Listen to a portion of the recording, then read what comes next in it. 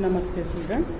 आज हम बात करेंगे सामाजिक विचारक नामक पेपर में समाजशास्त्र में अपना अतुल्य योगदान देने वाले एक समाजशास्त्री श्री मैक्स वेबर के बारे में बात करेंगे। सामाजिक विचारक के रूप में मैक्स वेबर का जो योगदान है वो उल्लेखनीय रहा है। आपने समाजशास्त्र के अंदर जो है सामाजिक घटनाओं के विचारों और दृष्टिकोण को एक नई दिशा दी है। आपने समाजशास्त्र को एक ऐसे विज्ञान के रूप में परिभाषित किया है जो कि सामाजिक क्रियाओं का एक अर्थपूर्ण बोध करवाता है। साथ ही आपने माना है कि सामाजिक क्रियाएं जो होती हैं वो एक अर्थपूर्ण ढंग से जो है समाजशास्त्र के अंदर अपना योगदान देती हैं। साथ ही आपने समाजशास्त्रीय अध्ययन पद्धति का एक आदर्श प्रारूप की अवधारणा दी है। इसके साथ साथ आपने सामाजिक विचारधारा का तुलनात्मक रूप से अध्ययन किया है। आपने धर्म का बहुत गहराई से अध्ययन किया है और साथ ही आपने विश्व के 6 महान धर्मों का अध्ययन भी किया है।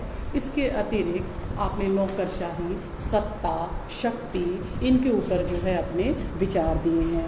आपके जो विचार हैं वो बहुत मौलिक है और आज भी समाजशास्त्र के अंदर वो एक अपना महत्वपूर्ण स्थान रखते हैं।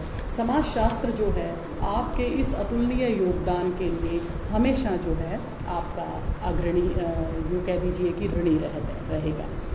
अब हम बात करते हैं कि मैक्स वेबर का जीवन चरित्र के बारे में कि मैक्स वेबर जो मूलतः जर्मनी के रहने वाले थे और इनका जो जन्म है वो जर्मनी में ही सन 12 अप्रैल 1864 ईस्वी के अंदर जर्मनी में हुआ। आपके पिता वैसे तो वस्त्र व्यवसायी थे किंतु वे नेशनल लिबरल पार्टी के सदस्य भी थे और इस कारण जो है मैक्स वेबर के घर में राजनीतिज्ञों का आना जाना हमेशा लगा रहता था।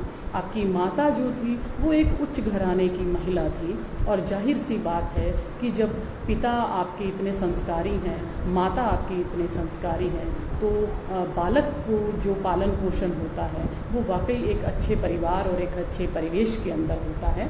वही आपके साथ हुआ। आप बहुत ही जिज्ञासु प्रवृत्ति के ऐसे प्रतिभावान जो है बाल्यावस्था में भी आप इतने प्रतिभावान रहे हैं कि आपने 14 वर्ष की आयु में ही होमर, विर्गिल, सिसरो, लिबी जैसे जो है समाजशास्त्रियों को पढ़ा, विद्वानों को पढ़ा।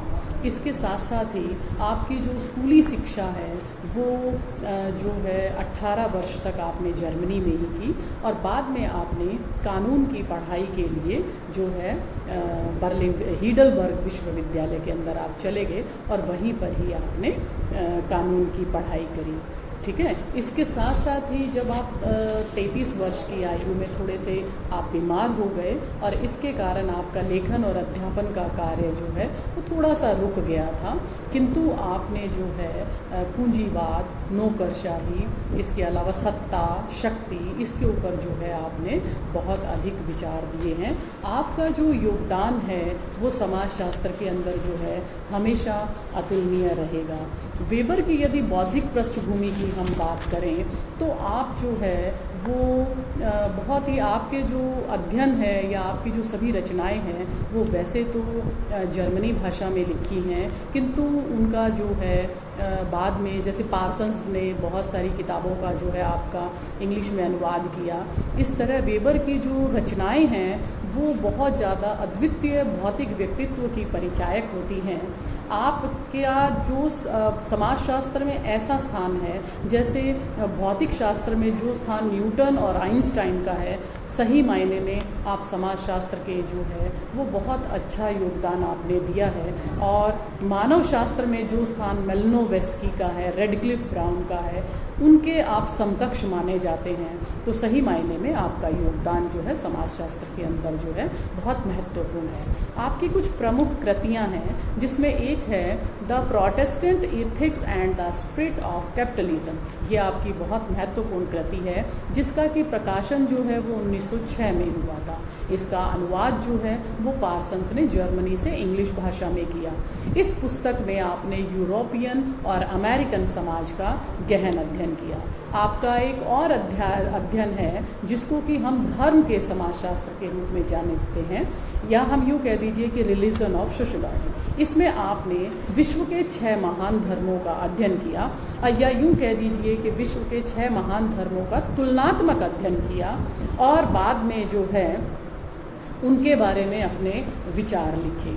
आपकी तीसरी जो कृति है उसका नाम है the theory of social and economic organisation. ठीक है, इसका जो है अंग्रेजी में अनुवाद हेंडरसन और पार्सन्स ने सन 1947 में किया। ये भी मूल भाषा में जर्मनी में ही है, और मूल जर्मनी में जो इसका नाम है वो है इकोनॉमी एंड सोसाइटी। ठीक है, इसके साथ साथ इनकी एक पुस्तक है एसेज इन सोशियोलॉजी। इसका जो इसका प्रकाशन है वो 1946 में हुआ था। इस पुस्तक में वेबर द्वारा धर्म के समाजशास्त्र पे लिखे गए जितने भी निबंध हैं उनका संकलन किया गया है। एक इनकी पुस्तक है the methodology of social sciences. इसके अंदर जो है सामाजिक विज्ञानों का पद्धति शास्त्र के रूप में इन्होंने प्रकाशित बताया है, और ये जो पुस्तक है ये भी इन्होंने 1946 ईस्वी में प्रकाशित हुई थी। इसी तरह वेबर की जो अन्य कृतियां हैं वो विशेष रूप से, क्योंकि वेबर कानून के विद्यार्थी रहे हैं और इनका जो है अर्थशास्त्र के अंदर गहन रुचि रही है, तो इनकी जो बहुत सारी पुस्तकें जो हैं उनके अंदर आपको कानून और अर्थशास्त्र का महत्वपूर्ण योगदान इनका मिलता है। इसके साथ ही वेबर के जो अन्य योगदानों के अंदर हम बात करते हैं तो उसके अंदर वेबर के योगदानों में हम यदि कहें तो एक पद्धति शास्त्र है, और इसके अलावा दर्शन शास्त्र का भी इन्होंने बहुत अध्ययन किया है। इसके अलावा इन्होंने sociology of religion, sociology of economics, sociology of the study of philosophy, इनका भी जो है इन्होंने बहुत ज़्यादा अध्ययन किया है, और हमारे लिए जो है इनकी जो रचनाएं हैं वो बहुत ज़्यादा इम्पॉर्टेंट है, और समाजशास्त्र के अंदर जो है इनका योगदान जो है वो बहुत महत्वपूर्ण है। इसके साथ ही आपने राजनीति शास्त्र, अर्थशास्त्र, समाजशास्त्र, धर्म, इतिहास आदि के बारे में भी अपनी ग्रंथों में जो है बहुत लिखा है। आप जो है वेबर, आपको हम आधुनिक समाजशास्त्र का जनक भी कह सकते हैं, और आपकी विचारधारा में सर्वत्र एक नवीनता झलकती है। तो समाजशास्त्र जो है वो मैक्स वेबर का हमेशा ऋणी रहेगा। धन्यवाद।